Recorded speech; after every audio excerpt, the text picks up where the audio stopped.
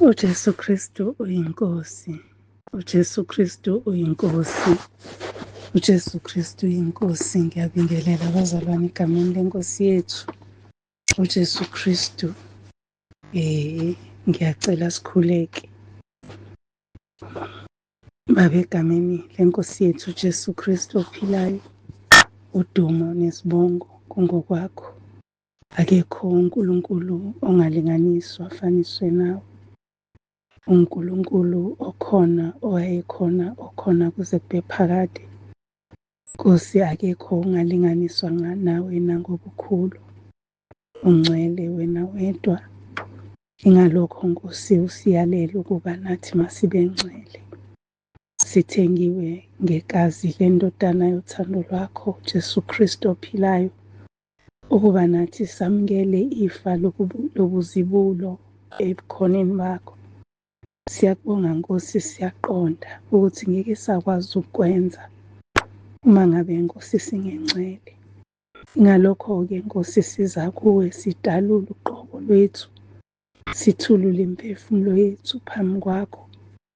Uba Nkosi ukhomba amabala, bese uyawahlanza njengalokho umhlabelelesho ukuthi amabala onke angcolisa umoya wami, ngihlanze kuwo namhlanje. Siyabonga Baba wethu ongcwele, uphiwe ithuba usuku nosuku lokhu sisondeze esihlalweni sobukhosi. Udumo lukufanele nesibongo, zonke zingezakho. Yenzela-ke Nkosi igama lakho udumo nangalesikhathi, ukuba uqaqe ingqondo zethu, ukuba siqonde imibhalo. Nkosi, ukuba singabi nalo uvalo lokwesaba isimo esikuso njengamanje, ngoba wena usethembisile ezwini lakho ukuthi unathi. Sikunikeza udumo Baba wethu ongcwele, liyele izwi lakho sisazulifunda. uJesu Kristu uyinkosi. Amen. Ngixoliseke bazalwane, uJesu Kristu uyinkosi.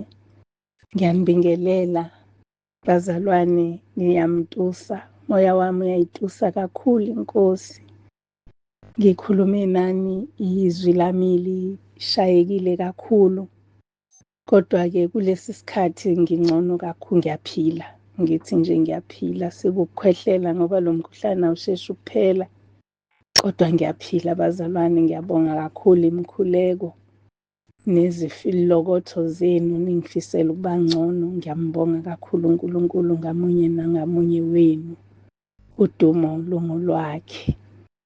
Namhlanje-ke bazalwane, sizofunda eTestamentini Elidala. Sizofunda incwadi ka-Exodus chapter 3. Siqale ukufunda kuverse 12 siye ku-14. Exodus 3 verse 12 kuya ku-14. Sengilokhu ngiguqila-ke ngisukume. uJesu Kristu uyinkosi. Ngiyaxolisa-ke, uyazi phela sesasukuma ngekhorasi, ngiyalwazi udaba, ngidinga ukuliphinda. Sizofunda Exodus chapter 3 verse 12. Suke sisiqale kuverse 12. Kufundeka kanjena-ke, uJesu Kristu uyinkosi. Kuverse 12 wathi, ngiza kuba nawe ngempela. Lokhu kuyakuba luphawu kuwe ukuthi ngikuthumile. Nxa ukhiphile isizwe eGibhithe, niyakumkhonza uNkulunkulu kule ntaba. uMose wayesethi kuNkulunkulu, bheka lapho ngifika kubantwana bakwa-Israyeli, ngithi kubo, uNkulunkulu wakoyihlo ungithumile kini. Bese bethi kimi, ubani igama lakhe? Ngiza kuthini kubo na? Verse 14. uNkulunkulu wathi kuMose, nginguye enginguye. Wathi, uza kusho njalo kubantwana baka-Israyeli uthi, ungikhona, ungithumile. uJesu Kristu uyinkosi. uJesu Kristu uyinkosi. uJesu Kristu uyinkosi.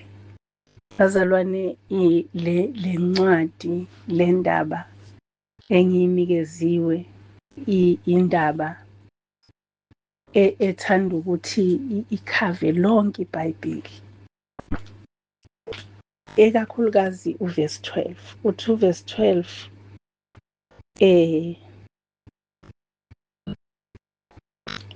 ngizakuba nawe ngempela.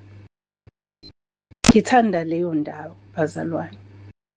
Isithembiso lesi uNkulunkulu Baba asenza kithina kusukela la ekuqaleni, kusukela ngale Genesis, cabanga ukuthi uGenesis 28, uNkulunkulu Baba uthembisa u-Abraham ukuthi uzoba naye. Ngicabanga ukuthi chapter 28, let me just check. Kodwa ngiqonde ukuthi usho uthembisa uJakobe lapha ku-28, kodwa nasekuqaleni la iqala khona no-Abraham uyathembisa ukuthi uzoba naye mayiseshiyile izwe lakubo nakho konke uzoba naye. NakuJakobe usho same story ukuthi ngizakuba nawe. uGenesis 28 uverse 20 uthi uJakobe wenza isithembiso wathi uma uNkulunkulu akusiwo verse 12 uJakobe la usacela ukuthi uma uNkulunkulu eyekuba nami nje ukuhamba kwami konke. Uverse 15 Genesis uGenesis 28 uverse 15 yesinango.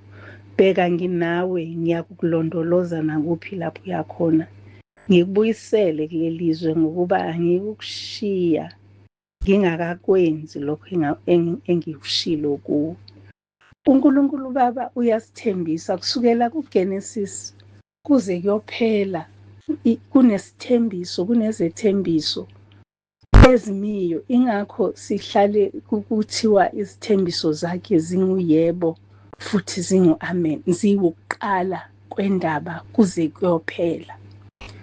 Uthembisa-ke uNkulunkulu Baba ukuba naye uMose, uthembisile ukuba naye uJakobe, wathembisa ukuba no-Abraham.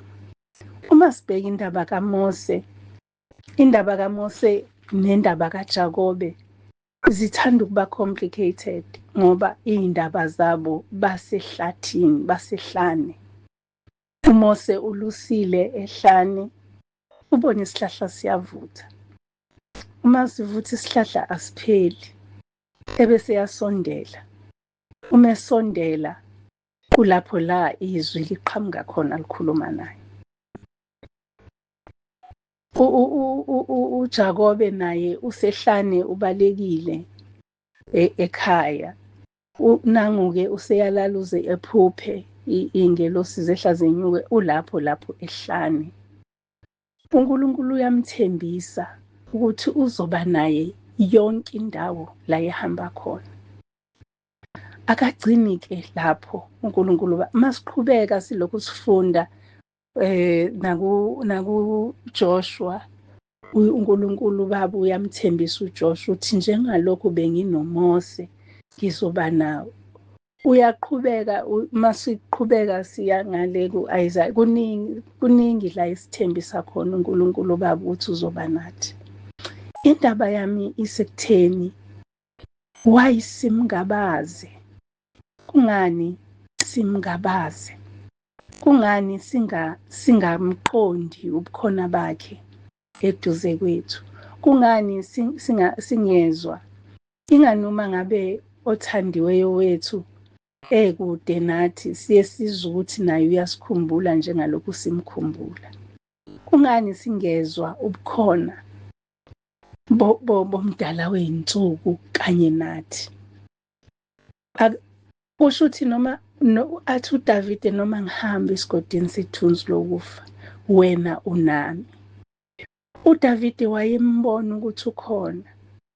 Ngithe uma ngisayifunda le ndaba isavela kimina, ngakhumbula ukuthi nami ngike ngiyizwe le presence, ngike ngibuzwe lobu bukhona. Esikhathini esiningi into engiye ngafinyelele ekuyicabangeni ukuthi kungani singayizwa ingoba sifaka izinto eziningi ey'ngqondweni zethu ezidunga imiphefumulo yethu. Ey'ngqondweni zethu sifaka iy'ngane zethu, sifake impilo day to day living, nje izinto esizenzayo usuku nosuku. Sifake mhlawumbe ukuphepha kwabanye abantu, sifake ukunakekela impilo socio-economic, ezomnotho noma inhlalakahle yethu. Sifake izinto zesikhashana, and lezi zinto zesikhashana esizifakayo ziyayiflada imiphefumulo yethu, zifika njengesikhukhula emphefumulweni wethu, bese sigxila kuzona, bese singasayizwa ubukhona bukaNkulunkulu wethu kanye nathi ey'meni zethu. Bese kuze kubiza ukuthi ngesinye isikhathi uthathe just umzuzu noJesu, bese ubona kuguquka zonke izinto. Kwesinye isikhathi uthathe nje umzuzu ukhuleke uthi Nkosi, angisazi. Mhlambe ushaye uvalo kuze kube ngazuthi ukhona ogijimayo la eceleni kanti uzwa kushaya esifubeni sakho uvalo. Kodwa ebeshilo lapha ku-Isaiah 41 ukuthi ungasabi, verse 12, verse 10. Ebeshilo ukuthi ungesabi, mina nginawe. Ake simuzwe ubukhona bakhe. Ngiye kwabuya enhlizweni yami usuku engangihijackwa ngalo ekhaya kwami. Angizange ngibe nokwesaba ngesabela impilo yami. Angazi kanjani. Futhi namanje angabe angiqondi ukuba angizange ngifinyelele ekwazini leli qiniso lokuthi unami.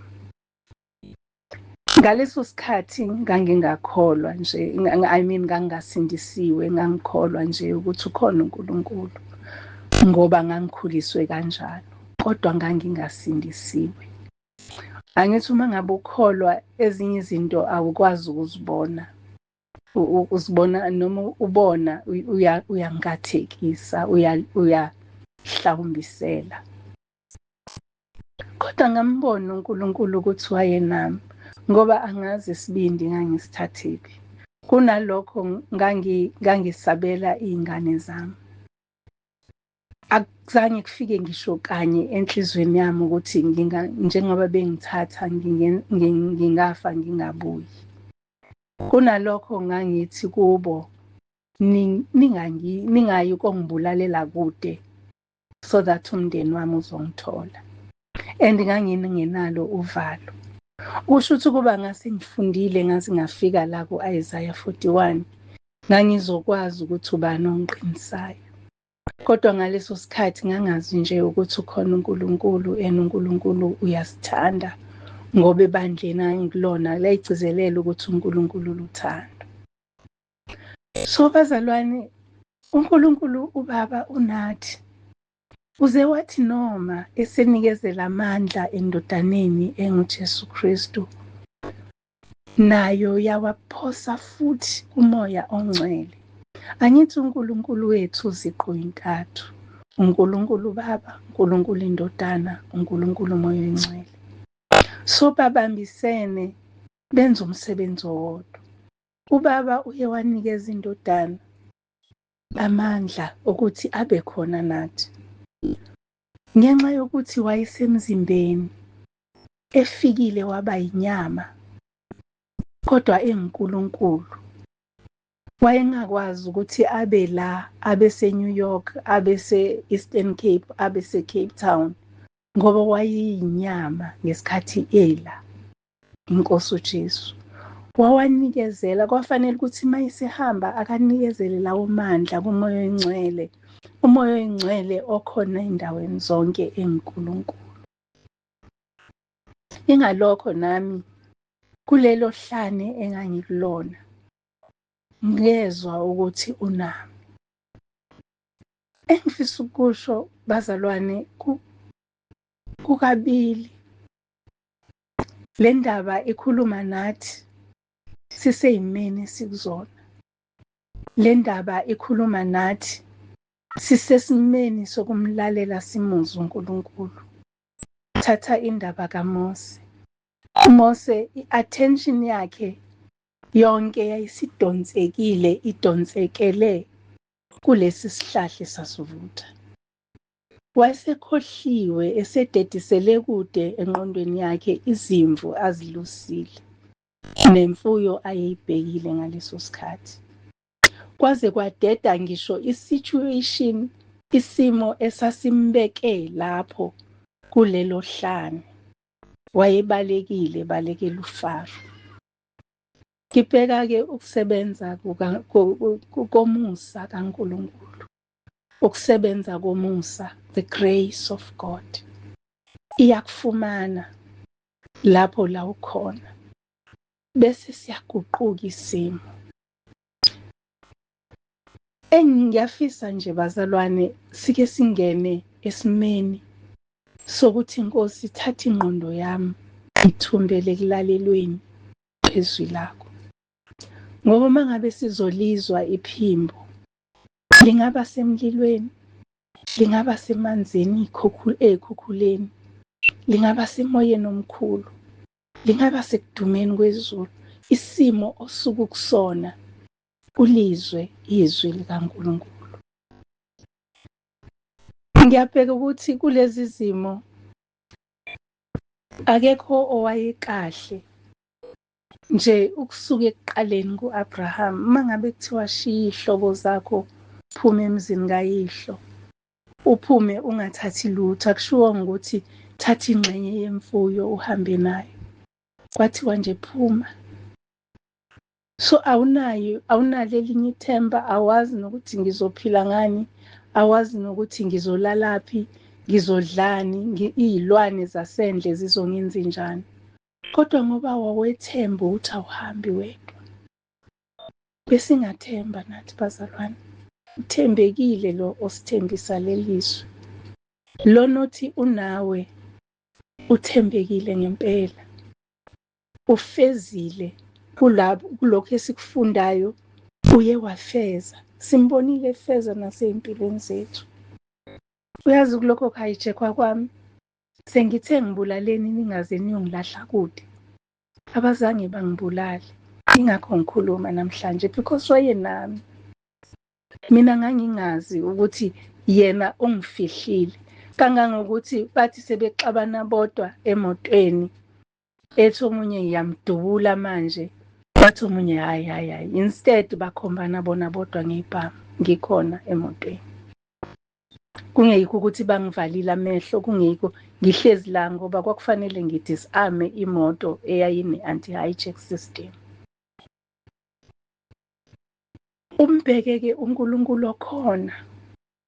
Lo nkulunkulu oke wafika kuHagari ngelinye ilanga, esephelelwe yithemba, esesehlane seyiflathela ingane ukuthi ayife ngingayiboni. Usezothi yena-ke maye izwi selikhulumile lathi thatha umntwana uphindele kuSara inkosikazi yakho, uzophila nengane izoba nesabelo. Cabanga, ehlane esexoshiwe.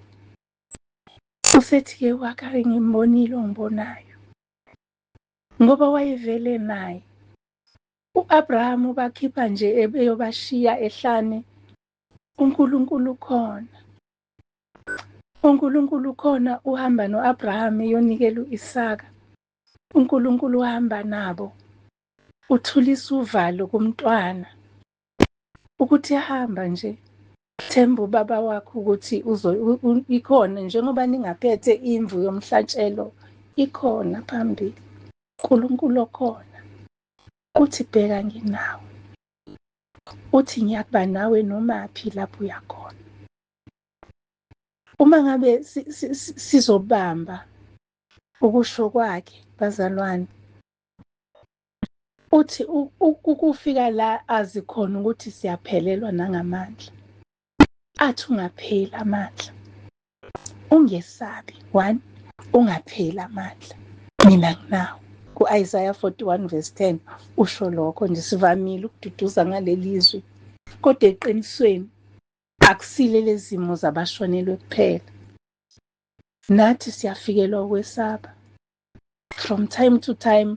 Akekho ongathi akufike ukwesaba, kuke kufike bese ukhumbula amaHubo 23 athi uDavide angikwesaba okubi ngoba wena unami. Kufike le ncwadi ka-Isaiah athi ungesabi ngokuba nginawe, ungapheli amandla ngokuba mina nginguNkulunkulu wakho. Ngiyakuqinisa futhi ngiyakusiza. Yebo, ngiyakubamba ngesandla sami sokunene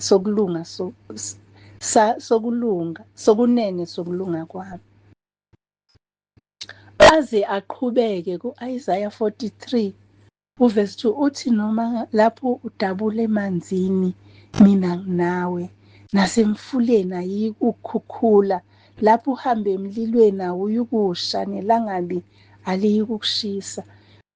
Ubukhona bukaNkulunkulu empilweni zethu kusho ukuthi nanoma isiphi isimo, zonke lezi zinto ezichazwa la zisho ukuthi noma ikusiphi isimo, and simbonile uNkulunkulu elifeza lelizwe. Sibone nangale encwadini yoDaniel lapho bengeniswa oShadrach befakwe esithandweni somlilo.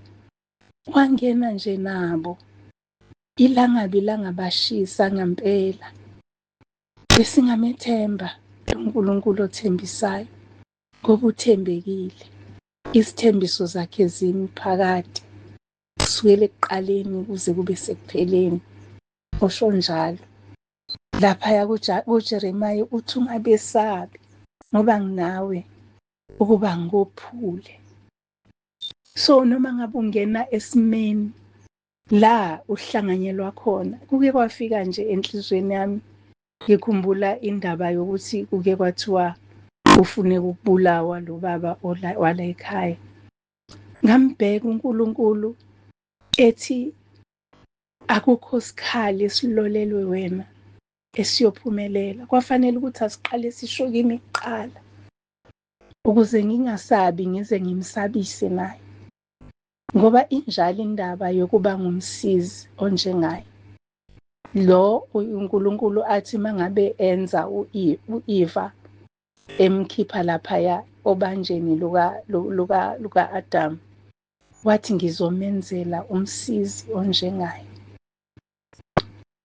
uNkulunkulu uyangipha ukuthi ngingabi yilo mama othwala izandla ekhanda.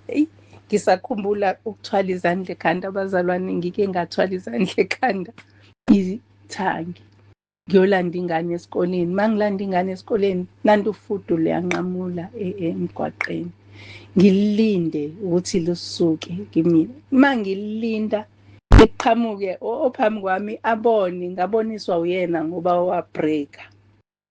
Then mase ngithi ngiyabreaka ngiyabona ukuthi ubalekela lolu fudu lunqamule phambi kwemoto yami. Maliqeda ukunqamula iqhamuka imoto engiphambana nayo, ilishaye lubuye luzoshaya emotweni yami, ngithwala izandla ekhanda, ngithwala izandla ekhanda. Amen-ke bazalwane, ezisuke zifanele sithwala izandla ekhanda thina abantwana bakaNkulunkulu, asiyithwala izandla ekhanda ngoba yena unathi. So kwafanele ukuthi ngithwale izandla ekhanda ngaleso sikhathi, kushiwo njalo. Kodwa ngokushesha kwanonyenyeza enhlizweni yami ukuthi asikho esilolelwe yena siyophumelela. Uma ngabe-ke inkosi ivuma naye yobe ingoba ivumile njengoba yavuma kuJobe naye.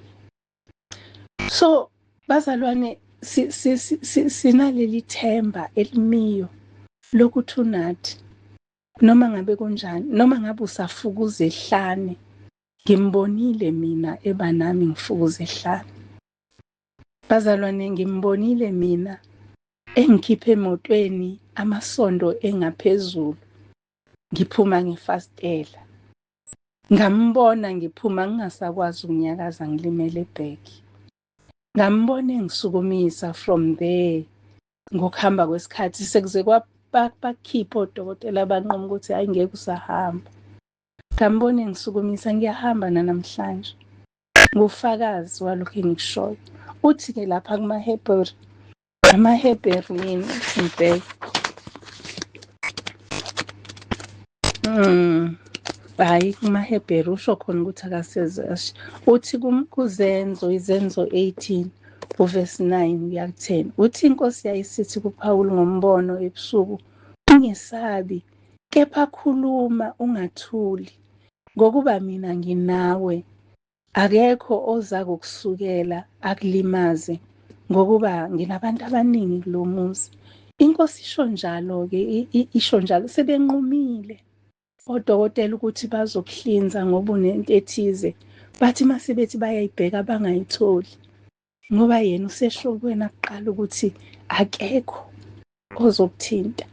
Akukho ozokuthinta. Makungahlelwanga, makungavunywanga uyena, akukho okuzokuthinta. Isitha singatshala, kodwa ngeke sivune uma yena engavumanga. Isitha masitshala sizovuna uma yena evumile ukuthi asivune. So bazalwane, asingavumeli lutho oluzothulisa ubufakazi bethu. Asingavumeli lutho. Uma ngibheka emuva, ngibuka yonke leyo nto ukuthi ngempela unami. Ngempela unami. Futhi ngineqiniso ukuthi unawe, ngoba akasho ukuthi le ncwadi izofundwa yilo nalo nalo, kodwa ngeyabantu bonke. Futhi ukukholwa kungokwethu sonke. Ukuthi sikholwe ukuthi ukhona, amen zonke. Awukholwe nje kulawo makhabetha empty ukuthi unami.